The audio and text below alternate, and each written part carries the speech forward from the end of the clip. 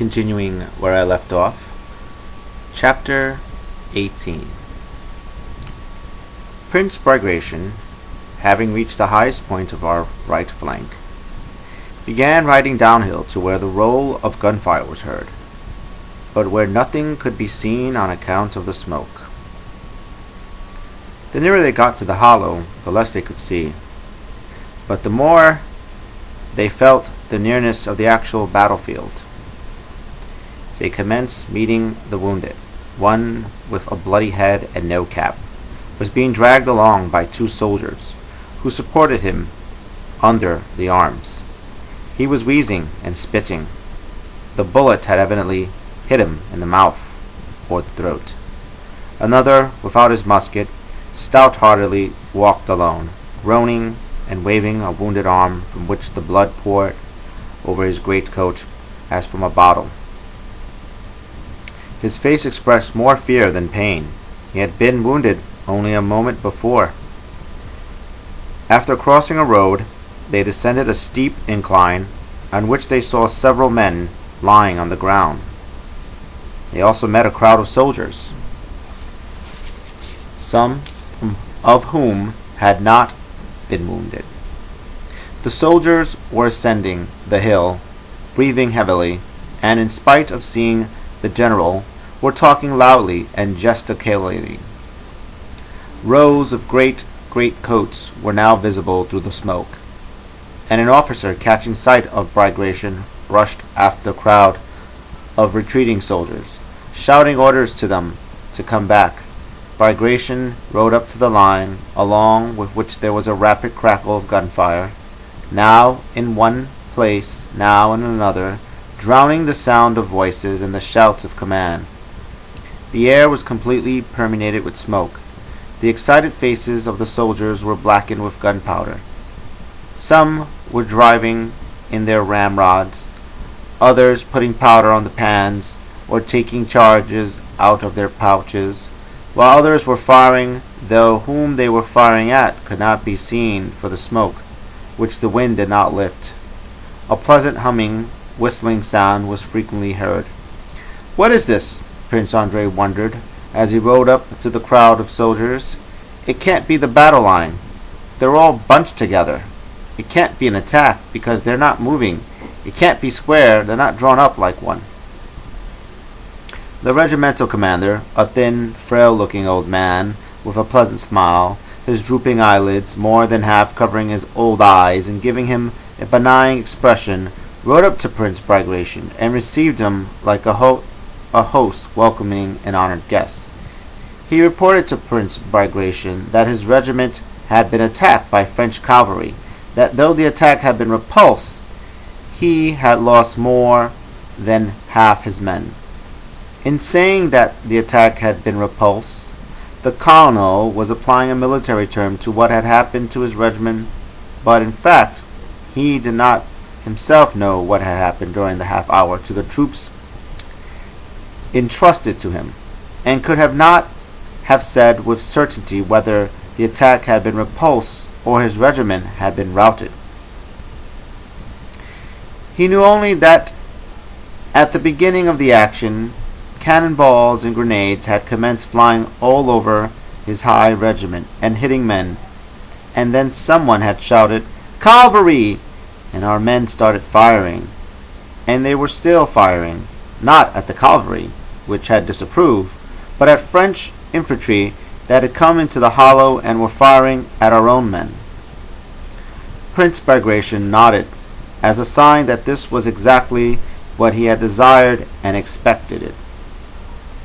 Turning to an adjutant, he ordered him to bring down the 2 battalions of the 6th Chasseurs that they had just passed.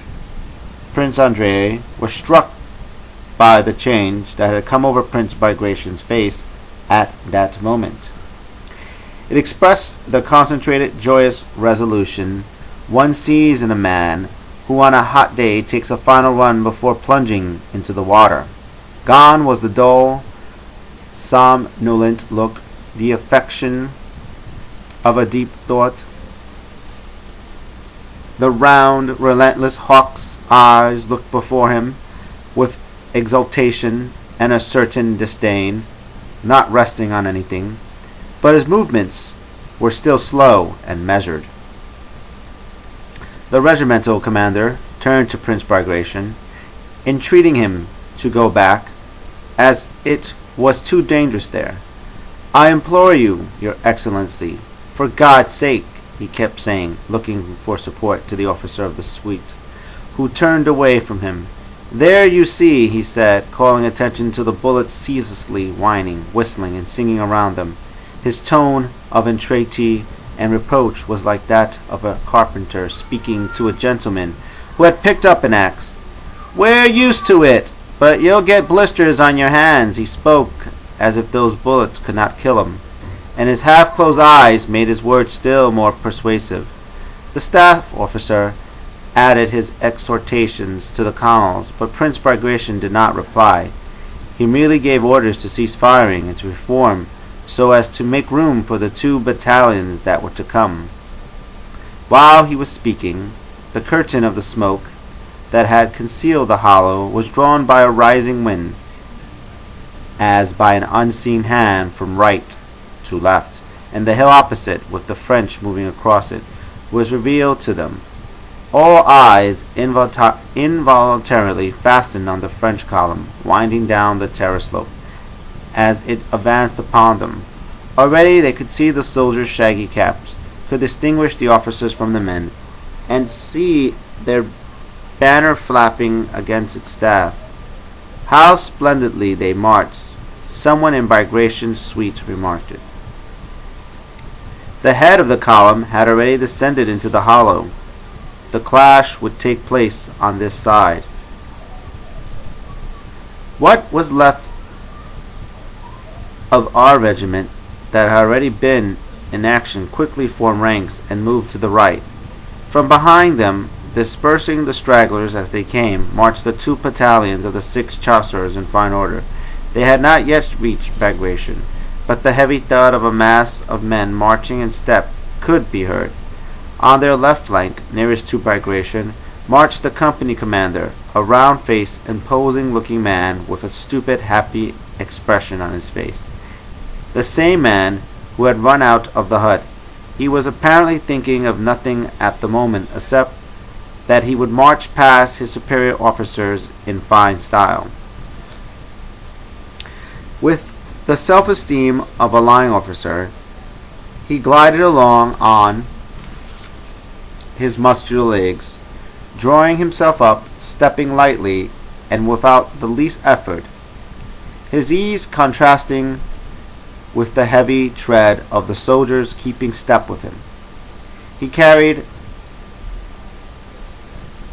a slender, delicate, unsheathed sword close to his leg, a small, curved sword that did not look like a weapon, and glancing now at his superior officers, now back at his men, flexibly turned his whole powerful torso without falling out of step.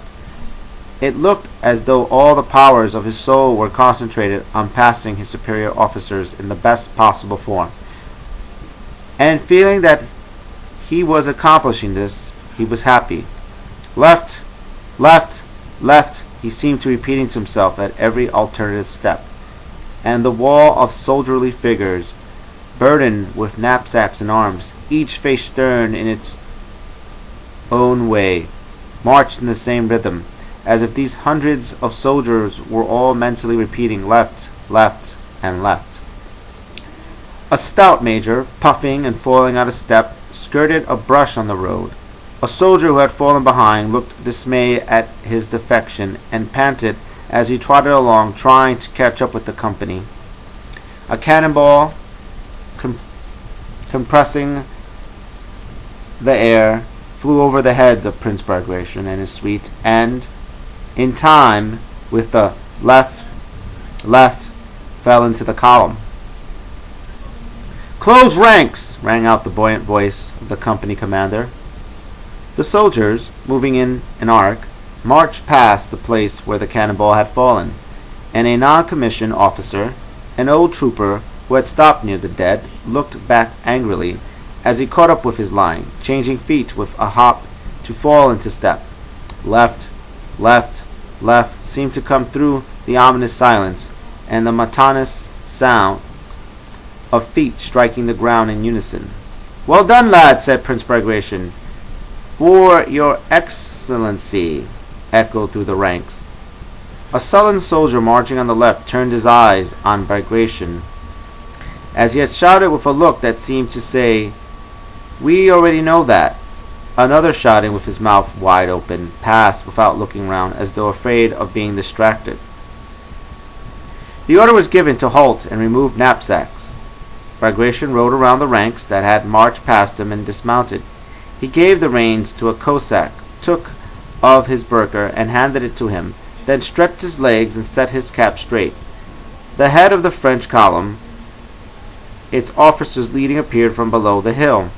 "Forward with God!" pronounced Bagration in a clear, firm voice, and turned for a moment to the front line. Then, with the awkward gait of a cavalryman, swinging arms and moving as if with effort, he walked forward over the rough field. Prince Andrei felt that some unseen power was leading him forward, and he experienced great happiness. The French were now drawing near. Walking beside Bagration, Prince Andrei could now make out their bandoliers, red epaulets, and even their faces. He clearly saw one old French officer in gaiters, who, feet placed sideways and holding on to the bushes, climbed the hill with difficulty. Prince Bagration gave no further orders and continued to walk in silence in front of the ranks. Suddenly, a shot rang out from among the French, then another and a third, and all through their broken ranks there was smoke and the crackle of gunfire. Several of our men fell, among them the round-faced officer who had marched so buoyantly and complacently. But at the very instant of the first report, Bagration looked back and cried, "Hurrah! Hurrah!" The prolonged shout echoed down the line, as our men, overtaking Prince Bagration and running past one another in a confused but eager, joyous crowd, rushed down the hill at their disordered foe. Chapter 19. The attack of the 6 Chaucers covered the retreat of our right flank. Tushin's forgotten battery in the center, having succeeded in setting fire to Schnagraben, delayed the French advance. The French stopped to put out the fire, which the wind was spreading, and gave us time to retreat. The withdrawal of the center to the other side of the ravine was accomplished with haste and commotion. The various units, however, did not intermix, but the left flank, consisting of the Azov and Palaloyer infantry and the Palograph hussars, was simultaneously attacked and outflanked by superior French forces under Lannes, and was thrown into confusion. Bagration sent Zherkov to the general in command of the left flank with orders to retreat without delay. Zherkov deftly turned his horse without removing his hand from his cap and galloped off. But he had no sooner left Bagration than his courage failed him. He was overcome by an invincible fear that made him incapable of going where it was dangerous. When he reached the troops of the left flank, instead of going forward to where the firing was, he began to look for the general and his staff where they could not possibly have been, and consequently failed to deliver the order. By right of seniority, the command of the left flank belonged to the commander of the regiment, Kutusov, had reviewed at Branu, the one in which Dolokhov was serving as a private. But the command of the extreme left flank had been assigned to the commander of the Pavlograd regiment, in which Rostov was serving, as a consequence of which a misunderstanding had arisen.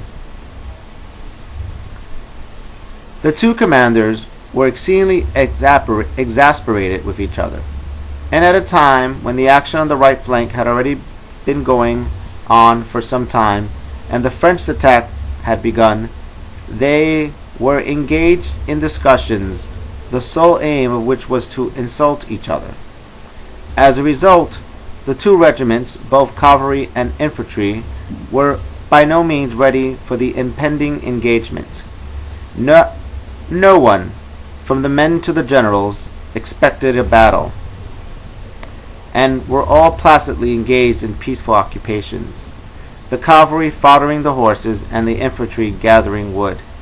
"He is, of course, my senior in rank," said the German colonel of the hussars, flushing and speaking with a German accent as he addressed the adjutant who had ridden up to him.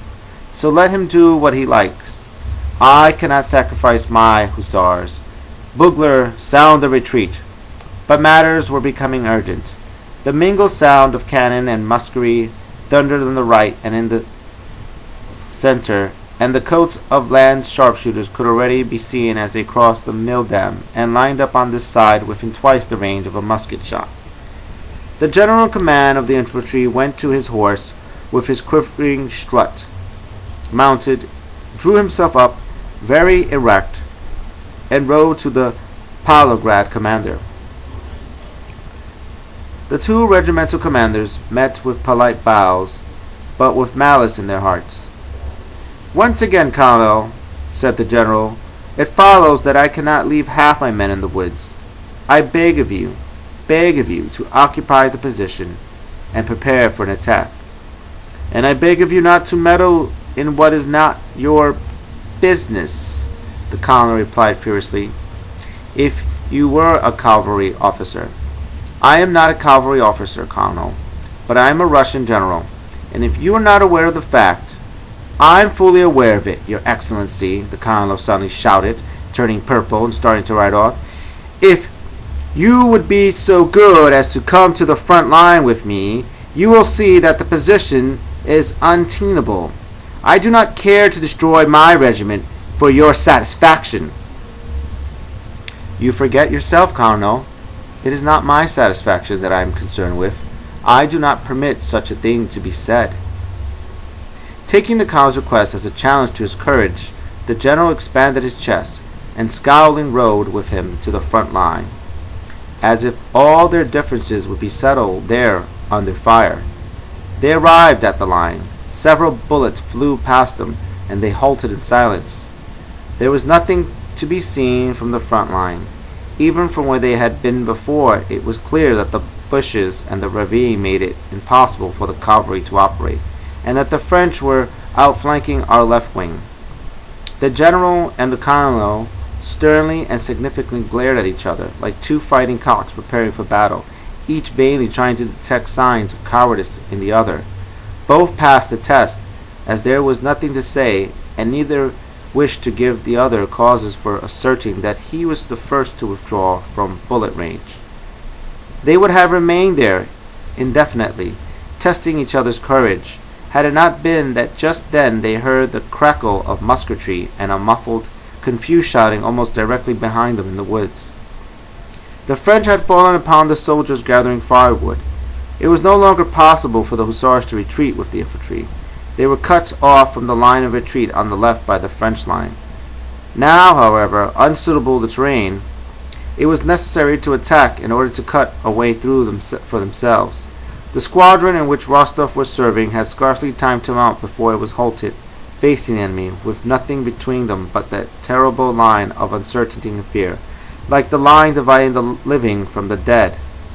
All were conscious of this line, and the question whether they would cross it or not, and how they would cross it, agitated them all. The colonel rode up to the front, angrily replied to the officer's questions, and like a man desperately insisting on having his own way, gave an order. No one said anything definite, but the rumor of an attack spread through the squadron. The command to form up rang out, and there was a whirring of sabers being drawn from their scabbards. But still, no one moved. The troops' left flank, both infantry and hussars, felt the commanders themselves did not know what to do, and their indecision was communicated to the men. If only they would be quick, thought Rostov, feeling that at last the time had come to experience the joys of an attack, of which he had heard so much from his fellow hussars.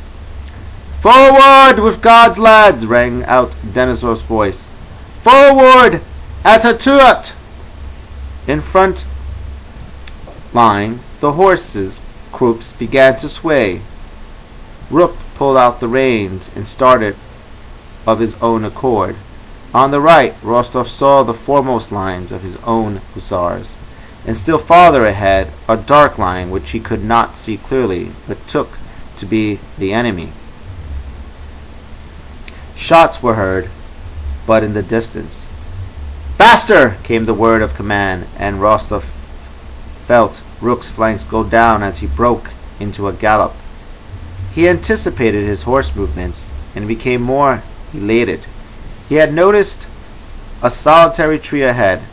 At first, this tree had stood in the middle of the line that had seemed so terrible, but now he had crossed that line, and not only was there nothing terrible, but everything was becoming more joyous and exciting. "Oh, I'll cut them down," thought Rostov, pressing his spurs into rock and outstripping the others as he let him go full speed ahead. The enemy was now visible. All at once something like a broad birch broom lashed through the squadron. Rostov raised his saber, ready to strike, but at that moment Nikolenko, the soldier who was galloping ahead of him, was cut off from him, and Rostov felt, as in a dream, that he continued to be carried forward with unnatural speed while remaining on the same spot. From behind, Banderchark, one of the hussars he knew, jolted against him and looked at him angrily. Banderchark's horse shied and galloped on. "What is it? Am I not moving? I've fallen? I'm killed!" Rostov asked himself these questions and answered them in the same instant. He was alone in the middle of a field. Instead of the moving horses and the backs of their riders, he saw around him the motionless earth and stubble. There was warm blood under him. "No, I'm wounded, and my horse is killed." Rook tried to get up on his forelegs, but fell back, pinning his rider's legs. Blood was flowing from the horse's head. He struggled but could not rise. Rostov also tried to get up, but fell back. His saber-tetch had caught in the saddle. Where our men were, and where the French, he did not know. There was no one anywhere around him. Having freed his leg, he stood up. "Now where, on which ride, is the line that has so sharply divided the two armies?" he asked himself, but he could not answer. "Can something bad have happened to me? Do such things happen? And what is one to do in such cases?" he asked himself as he got up, and at the moment he felt something superfluous hanging from his benumbed arm. The hand seemed not to belong to him. He examined it carefully, searching for blood. "Ah! There are some people," he thought joyfully, seeing several men running toward him. "They will help me." In front ran a man with a swarthy, sunburned face and a hooked nose, wearing an unfamiliar shako and blue coat. Behind him ran two men, followed by many more. One of them said something strange, not in Russian. Among those in the rear, wearing similar shackles, was a Russian hussar. They held him by the arms, and behind him someone held his horse. "He must be one of our men taken prisoner. Yes! Can it be that they will take me too?" Who are these men? Rostov wondered, unable to believe his eyes.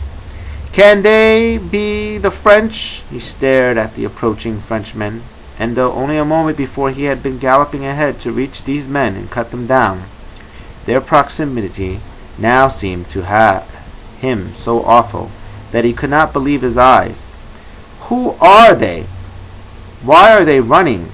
Can they be coming to me? Really coming to me? And why? To kill me? Me, whom everyone loves? He recalled his mother's love for him, the love of his family and his friends, and the intention of the enemy to kill him seemed impossible. But perhaps they are going to kill me. He stood for more than 10 seconds, not moving from the spot, not understanding his position. The foremost Frenchman, the one with the hook nose, was now so close that the expression on his face could be seen, and the excited alien appearance of this man with his bayonet tilted forward, holding his breath and lightly running toward him, frightened Rostov. He grasped his pistol, but instead of firing, flung it at the Frenchman and ran with all his might toward the bushes. He ran not with the feeling of doubt and conflict with which he had marched onto the Enns bridge, but with the feeling of a hare fleeing from the hounds. One single feeling of fear for his young, happy life took possession of his whole being. Quickly leaping over hedges, he flew across the field with the same impetuosity he used to display at games, now and then turning his pale, good-natured young face to look back, and a chill of terror ran down his spine. No, better not look, he thought, but as he approached the bushes, he glanced back once more. The Frenchman had fallen behind, and even as he looked, the foremost man slowed to a walk, and turning, shouted something in a loud voice to a comrade farther back. Rostov stopped. There's some mistake, he thought. It cannot be that they meant to kill me. Meanwhile, his left arm felt as heavy as if 100-pound weight were hanging from it. He could run no farther. The Frenchman also stopped and took aim. Rostov frowned and bent low. One bullet, then another whistled past him. He mustered his remaining strength, took his left hand in his right, and ran up to the bushes. In the bushes were the Russian sharpshooters. And I'm going to leave it off there. Thank you for watching, and War and Peace. Give it a thumbs up or a thumbs down. Leave a comment below, subscribe, or do nothing. Continue to watch, and I'll see you in the next video. Bye.